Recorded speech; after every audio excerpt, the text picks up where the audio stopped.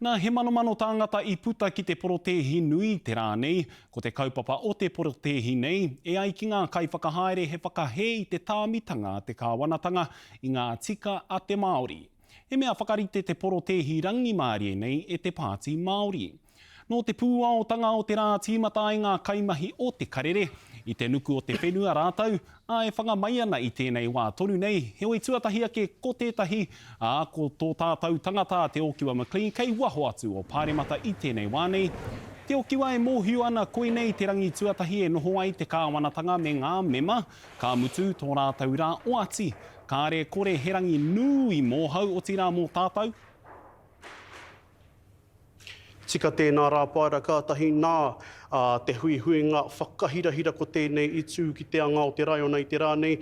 I ngā mema hou o te whare pāremata, rimatikau mā whā ka kōpaua nei ki te whare miere mō tēnei wāhanga te hāre ake nei.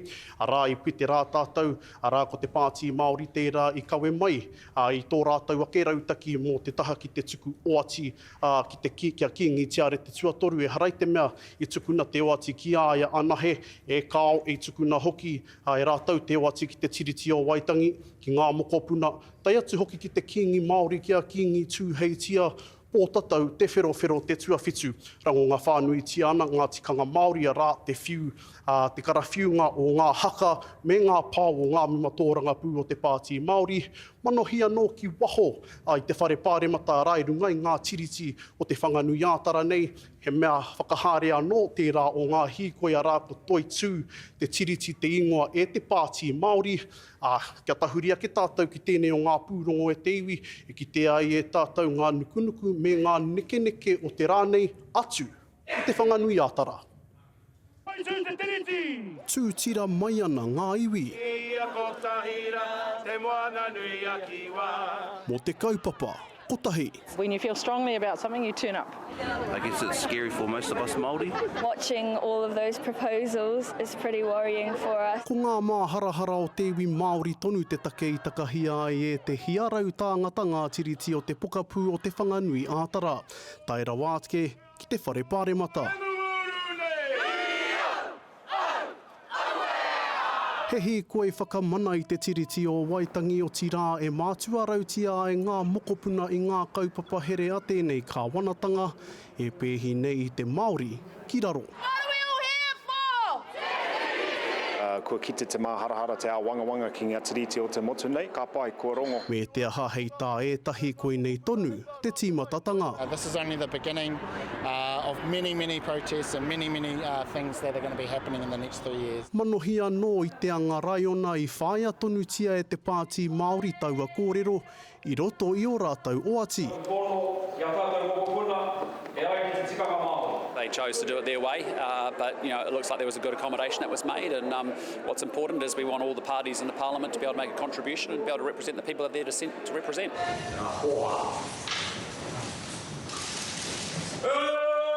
Ki hai oati kia kingi tiare te tuatoru ana he. E oati ana ka noho pūmau, taku pono, ko ahau, ko hanara whiti Maiwhi Clark, e oati ana ka noho pūmau, taku pono, kia kingi tiare te tuatoru me tōna kāhui whakaheke e ai ki te ture. Engari ke ki ngā whakatipuranga, kei te hanatu tonu mai. He oia nō te rā ngā whakatake a etahi me te ki he hōhā, he whakararu hoki. Look, I actually think it's narcissism. It's all about them when everyone else can be respectful. Mena he hoha ki ai, wera tuahuatanga, wa mā tōna upoko tērā e whakatakotoria I mua I tōna ke iwi. But I did notice that after all the theatrics, they still swore allegiance and signed up to make sure they get paid. We all have that one uncle, eh? We all have that one uncle, and this year we got two. Te āhua nei he wāhanga pāremata papatoia ke te hāre ake nei, mō te iwi Māori, te Okiwa McLean, te karere. Mai te upoko heke mai ki tā maki makaurau I nā ia nei, I hu ki te kei, koira te āhua o ngā motoka ki tā maki I te ata nei, I te au katinga o ngā rori e ngā kai porotehi. I reira hoki a Cruz Tāngira e kapo ake ana I ngā kōrero te wā, kia whakawhiti atu tātou ki aia, matua, he hanga kōrero te wā. Tēnā koe matua I te atanei I huri te tini o ngā tangata ki te hikoe te toi tū te tiriti I konei ki tāmaki makaurau. E toru ngā porotehi I puta I roto I te rohi nei, ka haere au ki tētahi ki te uru o tāmaki makaurau. He tino rangi Māori e te wairua, kua karake rātou I mua I te timata, katahi ka haere ngā kai porotehi ki te taunu nui o tāmaki makaurau. I kōrero hau kia John Tamehere me e tai atu, anei taku kōrero. He whaiwhai nei a ngai Māori, mō tō tātou oranga, mō tō tātou ana mata hoki. Government announces 15 policies that are going to put Māori back to the dark ages. We're never going to break out of welfareism, poor health, if these policies go ahead. Ko etahi o ngā kaupapa kua arake nei ko te huri o ngā ingoa reo Māori ki te reo Pākehā I ngā tari a te kāwanatanga. Te whakakorenga o te aka whaiora me tētahi atu kaupapa nui kei tūpono ngau kino nei. The treaty bill hasn't been presented to Parliament yet. That's a catalyst event for a significant surge. Kotahi no te wiki ko noho te kāwanatanga hou ki Parimata. I Tawawa hoki ko tupu ke ngā raruraru I Wainganui I te iwi Māori me te kāwanatanga. Hei tā hinare he timatanga noiho tēnei mō ngā mea ka puta I roto I ngā tau e toru e tū mai nei. It's no wonder people around the motu are disappointed, are dismayed, and they will take their own sorts of action over the next 3 years. This is a marker in the sand. E ai ki etahi o ngā kaiporotehi koenei te hua o te wahangu o rātou reo.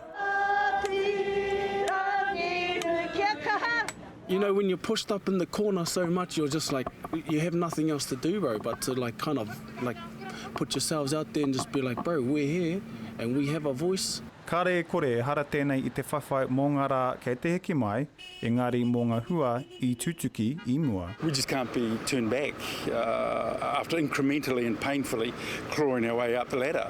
E kia te kōrero matua o te wā toi tū te tiriti. Cruz Tāngira, te karere. Nā tērā hoki te hunga haere, mai I tāmaki ki Kirikiriroa I tōmuri I ngā mahi o te rānei. Tērā te hunga no te rohe o Waikato e hōhā nei te kāwanatanga hou, no reira whakaritea I te porotū. Kei a tāroi Black ngā kōrero.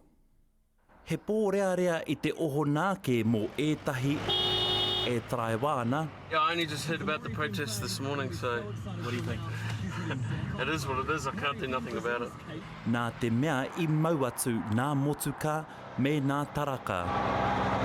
Koe nei nā rārani waka ki runa o huarahi nā matahi e nari kāre he a wanawana mō ētahi atu o rātou. Totally with them and really, really angry with this current government and especially the anti-smoking stuff. But also good, it's for a good cause, hey, for the Māori. Kei te pōturi te haere o nā waka I runa o huarahi nā matahi mai tāmaki makaurau ki Waikato I tēnei wā o te ata I mua I tā rātou tainātu ki te mahi. E hānai ana tēnei kaupapa ki nā porotehi hurinua I te motu. Ko te whakaatu atu I tō mātou tino whakahe, tō mātou manawa pā ki tēnei kāwanatanga. Ko nā rangatira o nā iwi ēnā I porotu. I'm sure this protest would have brought the light and on everyone's minds with the iwi leadership right throughout Aotearoa to come together and have this conversation. I hui katoa rātou I te o Tīnāke ki Raniriri, te wāhi riri whenua o nā tīpuna Māori me nā Pākehā I muri I te hainatana o te tiriti o Waitani. He porotehi whakakotahi I tēnei iwi o Waikato, mātou e whakatakariri nei ki ngā mahi hianga a te kāwanatanga hou. Koe nei hoki rā te take kei konei te rangatahi. Kia whai mana tika ngai Māori me ngai Pākehā. He nui o rātou nawe mo te āpōpō I raro I tētahi kāwanatana hou. Kia au nei ko tēnei kaupapa mōku, ko te kohanga reo movement. It is something challenging for us to be here and do this in front of people that don't understand. I kōrero ki nā rangatahi kei te tino āwanawana rātou me ki mo te āpōpō o whakaaro. Tikatone. Kei reira, koe rā te tino take me ngana tātou te ao Māori. He timatana noiho tēnei I nā hokira he roa te huarahi kei mua I a rātou. Taro Black, Te Karere. Aha koa kāre ngā nama I eke ki tō te porotēhi nui te taurua mano mā whā, mō te hīkoi takutai moana, hei tā ngā kaiporotēhi he mana nui tonu kei roto I tēnei porotēhi ā rātau. I kōrero a Regan Paranihi ki te hunga porotū ki te papa I o ia, kia whakawhiti atu tātou ki a ia tuahine he nui tonu ngā porotēhi kua whakahaeretia I ngā rua te kautau kua pahuri ake nei. Tēnā kōrero mai tōna hirahiratanga. Tika rā paira, I roto I ngā taurua te kau kua pahe mo kua ki te tātou I ngā porotu kua pihi ake e te Māori, nā ngā tāmitanga o te kāwanatanga, nā ngā tāmitanga o iwi ke atu, ko ngā wāri Māori tērā I ngā tau kua taha ake nei, ka mutu ko te hīkoi nui mo te takutai moana. Heoi, e ki ana te kōrero nā ngā tāmi, nā ngā kaupapa here o te kāwanatanga I ēnei rangi anō hoki, e rite ana ngai Māori kia pihi ake I tētahi porotehe te kitea ki konei ki Aotearoa. Ko te wakatau wā o ngai Māori tēnei, e porotu ana ki te kāwanatanga hou. Today was to draw attention to the fact that we won't lay down, we won't just accept this. He porotu e ki anei e ngā kai whakahaere, ka whai waiwai nui ake I te hīkoi mo te takutai moana. The foreshore and seabed, that was one thing. This is a whole lot of things. This is our hauora, it's our whenua, it's our reo, and it's our mokopuna. I mean, it's all these things together. It's our survival.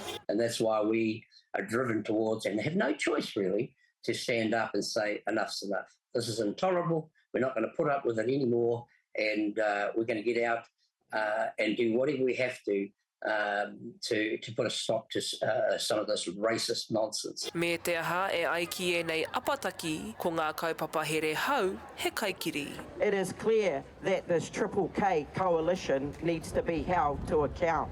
Some people voted for change, obviously, but did they vote for racism? And if we don't protest against that, then it's not going to be good for Māori. So we have to stand up. He karere nui tēnei ki te kāwanatanga. You carry on in this manner, then it will continue to move forward into a revolutionary space. Tēnei o ngā whawhai, kārehe mutunga. I roto I ngā kupu o ngā waiata, ka mea mai ka tū ake, mo ake tonu atu. O ngā mokopuna te take. O ngā mokopuna ngōren! Koi nei te tī matatanga noa iho, me te aha ka whawhai tonu mo te hemo tonu atu. Regan Paranihi, Te Karere.